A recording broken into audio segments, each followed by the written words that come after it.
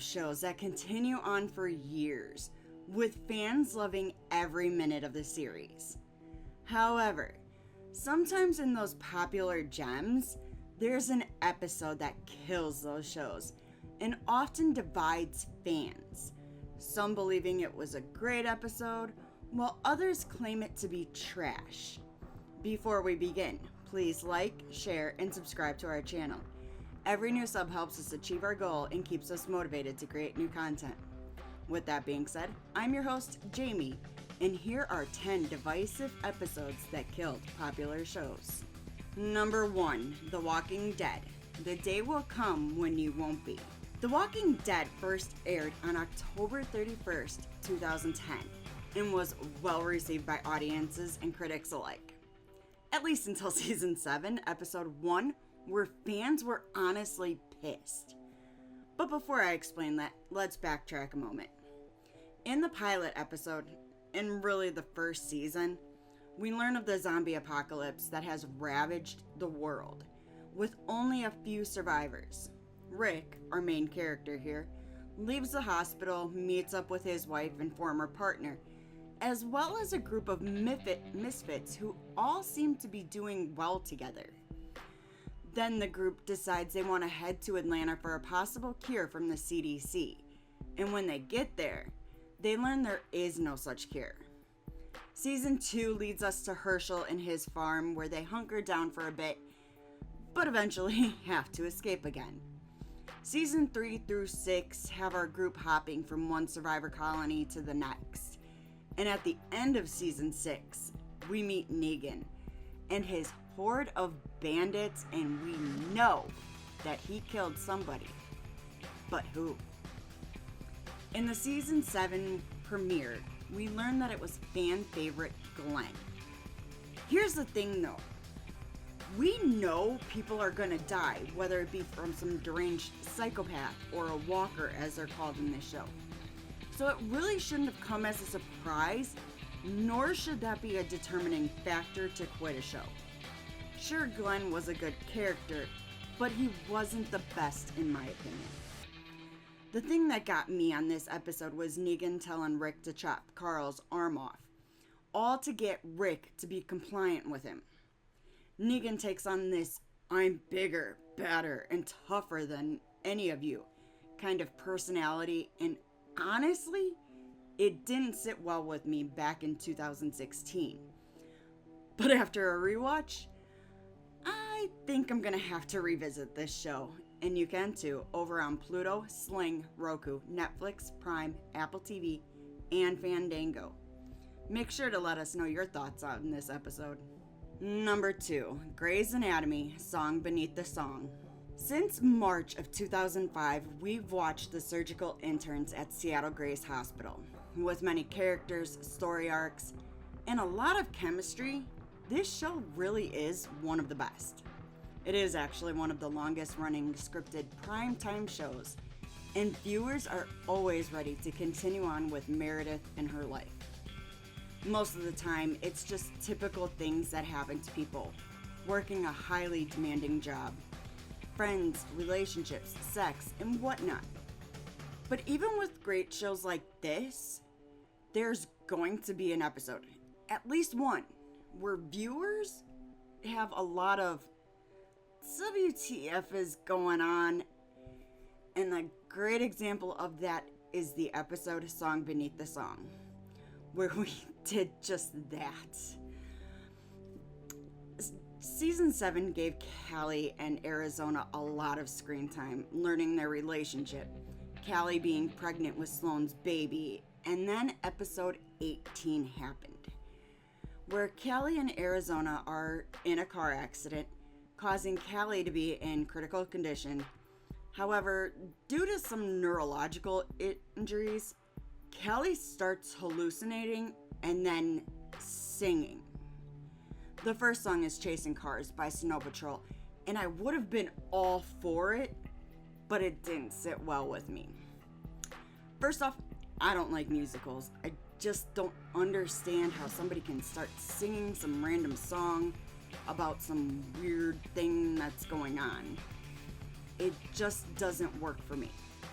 and I tried so hard to sit through this episode, but I couldn't. I know so many people who loved the episode and the different take, but others hated it as well. So let me know your thoughts after you check out Grey's Anatomy on Hulu, Disney+, Netflix, Fubo, Sling, Prime, Apple TV, and Fandango. Number 3, That 70s Show, Till the Next Goodbye. In 1998, audiences were introduced to the stoner teens in Point Place, Wisconsin. And no, that's not a real city here. Anyway, we follow Eric, Donna, Jackie, Kelso, Hyde, and Fez as they navigate teen years all the way till college, or just some time after high school graduation. In Season 7, the episode Till the Next Goodbye divided fans, with some saying this should have been the end to the series, while others say it was the final piece to a particular chapter. The plot here is that Eric is leaving to Africa while his parents throw him a goodbye party. We all know Kitty tries her best, but it doesn't always go according to plan for her. And Eric also professes his love to Donna, hoping that they'll work out, even though they're going to be on opposite sides of the world, even before technology became a hit. We also know that Jackie left for Chicago without saying goodbye to pretty much anybody, including her boyfriend Hyde. He goes to Chicago and learns that Kelso and Jackie had sex, so obviously that relationship is ruined. Really, this series could have ended at graduation or any time like that, considering they were grown. I think Topher Grace leaving the show was its inevitable downfall and did not need to continue. What do you think about this episode? If you haven't seen the series or are missing some pieces, you can check out That 70s Show on Peacock and Prime. Number 4, Dexter. This is the Way the World Ends. Dexter was this amazing show that followed a serial killer acting as a vigilante, so to speak. Dexter is known for not being able to feel emotions, and this continues on for most of the series. But when it comes to Deborah telling her he loves her, is this real or fake? Dexter also has a kid, Harrison, who in this episode gets kidnapped by Travis so that Travis can sacrifice Harrison to bring about the end of the world. Talk about religious psychosis. Anyway, Travis is the bad guy in season 6 and goes off trying to sacrifice people to God to do his bidding. However, when the police finally realize where Travis's hideout is, this is when things go haywire. He has a mission he needs to complete, and all before the eclipse. But Dexter knows where Travis took Harrison and gets there rather quickly, where the two start to fight and Travis ends up missing. Nobody can find him until we cut to the final scene where Dexter has Travis laid out on the table, where Deborah sees Dexter killing Travis. Now, we could get into this weird relationship of Deborah and Dexter, but I don't think we have enough time to go down that rabbit hole. In the meantime, you can check out Dexter on Sling, Roku, Paramount+, Hulu, Fubo, Prime, Apple TV, and Fandango.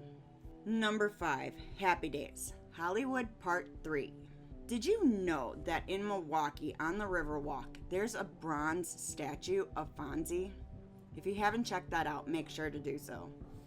But Happy Days was on from January 1974 until July of 1984, and has a lot of up and down moments with it.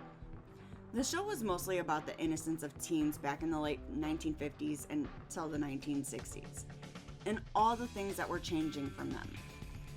We already know there was a lot going on in our country at the time, but the way the actors portrayed their characters really added some depth to the show. In season 5, Fonzie is invited to Hollywood by some scouts who like his look, and he ends up taking a bunch of people with him. However, once he's there, he meets the California Kid, who basically dares Fonzie to water ski and jump over a tiger shark. Obviously, the Fonz is gonna do it because why not? I think that was probably the best thing about this episode.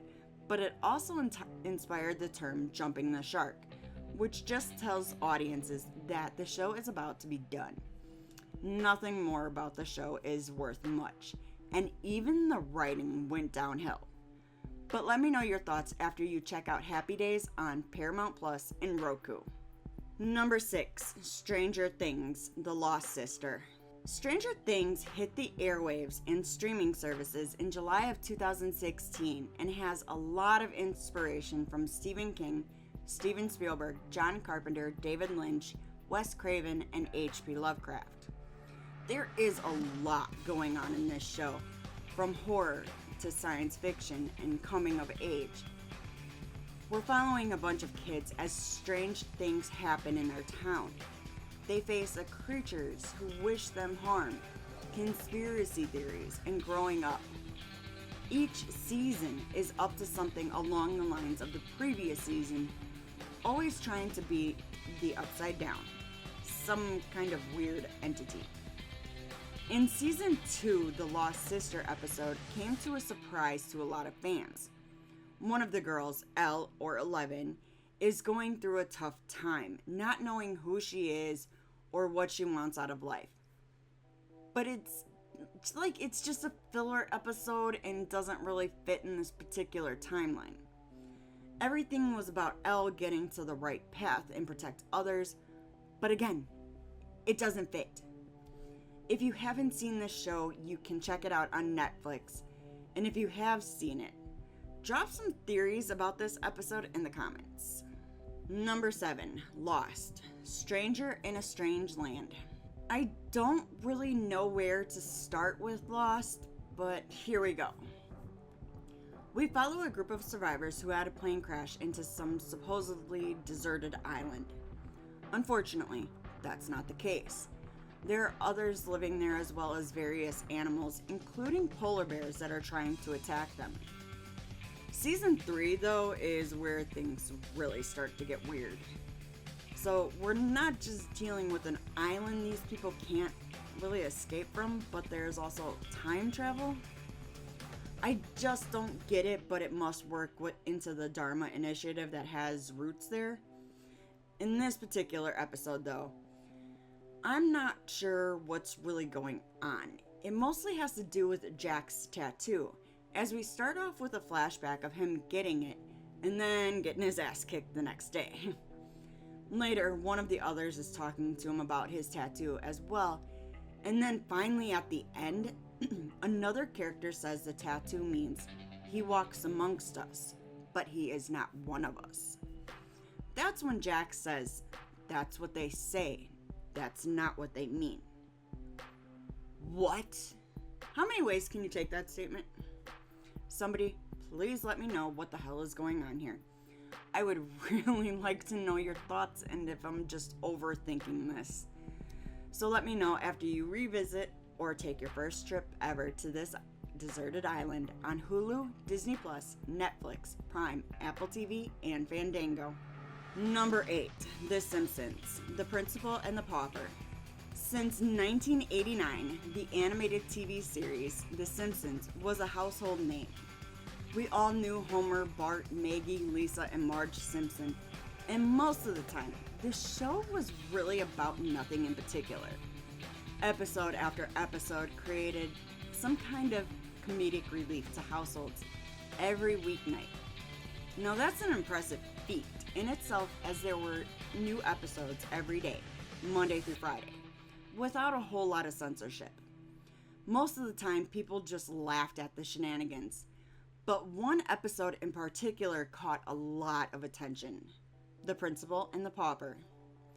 Principal Seymour Skinner was our straight-edge, no shits given kind of guy, but on September 28th, 1997, we learned that Skinner was not who he said he was.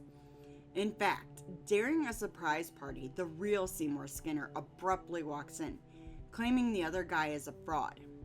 Our previous Skinner turns out to be an old buddy of the originals, but took his place when he went MIA overseas. The real guy ends up taking over his life once again, but feels disconnected from the town, even his mother. And eventually, the town drives the real guy away, by tying him to a rail car. Honestly, it was kind of funny, but Homer and the gang go up and get the imposter Skinner and bring him back, and the mayor makes sure that nobody is to ever talk about this incident again. Some people like this, others not so much. I can see why, as it's a case of identity theft, impersonation, and whatever else. However, it's a cartoon and The Simpsons really have things going for them. You make sure to check out all of the fun on Disney+, Hulu, Fubo, Sling, Prime, Apple TV, and Fandango. Number 9. Once Upon a Time, A Tale of Two Sisters. I honestly forgot about this whole storyline, but we'll get into it. The show starts off with Emma learning her son wants to have a relationship with her, so she travels to his hometown to take him back to his adoptive mother, but decides to stay in town because something's a little off, and now she's curious. Turns out, the town is full of fairy tale characters. Henry, Emma's son, explains everything to her, and she's just like, it's a book, so what? But as she learns of the truth, things start to make sense. We follow Snow White, Prince Charming, the Evil Queen, and Rumpelstiltskin. The adventures are great, and there was so much fun joining these characters. But once season 4, episode 1 came out, I couldn't stay too much into it. So Emma and Hook, yes, Captain Hook, had some time travel adventures, but accidentally, when they came back to the present, they also bring Anna and Elsa to present-day Storybrooke. I can see why writers decided to bring these two into the mix, but it doesn't follow the traditional fairy tale. So it's kind of hard to place them in everything that else that's going on. We knew about Cinderella, Peter Pan and Neverland, just about everybody else in traditional fairy tale lore. So why did we have to bring in a new sibling set? I will never understand that and finished watching once I saw how terrible this all came together. If you finish this series, is it worth it? Should I retry? If you haven't seen it and want to check it out, you can on Hulu, Disney+, Prime, Apple TV, and Fandango. Number 10, Buffy the Vampire Slayer, Bargaining, Part 1. I was a huge fan of Buffy when it came out in 1997. She was this girl who just wanted a normal life when she moved to Sunnydale, but she already knew that's not going to happen. Quickly, she meets her Watcher and her friends that continue to fight alongside her throughout the years. In Season 5, things shake up a bit. Out of nowhere, Buffy now has a younger sister, Dawn, and she's everywhere. Turns out, Dawn wasn't a real person in a sense. She was created to hide the key to hell. Now we're getting into gods and the power they hold. Anyway, so the end of that season, Buffy sacrifices herself to save her sister. And oh my god, that was emotional. By jumping off this tower thing into a portal, closing the portal at the cost of her own life. Season 6's premiere was hard. All of her friends are still out trying to slay vampires and demons, and for the most part used a successful robot to keep the monsters at bay. Willow, Buffy's BFF from day one, is now a witch and found a spell to resurrect Buffy with the help of her girlfriend and a few others. Apparently, they think the spell didn't work because one of the artifacts got broken, and a horde of vampire bikers comes to Sunnydale causing chaos. Cut to the final scene and the spell worked, but now Buffy is laying in a coffin and her eyes burst open. This pissed me off. I felt so bad that they resurrected Buffy. She just wanted to be at peace, and her friends are selfishly trying to bring her back. Well, not trying, they did, but whatever. She was dead, no responsibilities or anything to make her have to be the savior all the time. She was exhausted, just done. The only reason I kept watching was because I wanted to know if her friends ever figured out how much of assholes they truly were. I will die on this hill that the only person who was truly good for Buffy was Spike. The rest, they all just used her. But let me know your thoughts after you check this out on Hulu, Disney+, Sling, Prime, Apple TV, and Fandango. Thanks for checking out the video. Did we leave any shows off the list? Let us know in the comments. If you enjoyed the video, please like, share, comment, and subscribe to our channel. Don't forget to tap that bell icon to stay up to date with our latest releases. You can reach out to us on Twitter or X at StudiosFat, or chat with us on Discord, linked below. We're also now on Blue Sky. You can find us at studiosfat.bsky.social, which will also link below. If you're really enjoying our content and want to help support us, click that join button for exclusive content, rewards, and perks. Make sure to check out our very own merch store located at fatninja.shop. All proceeds go towards our next film project, so we'd greatly appreciate it. I've been your host, Jamie. Thanks again, and take care.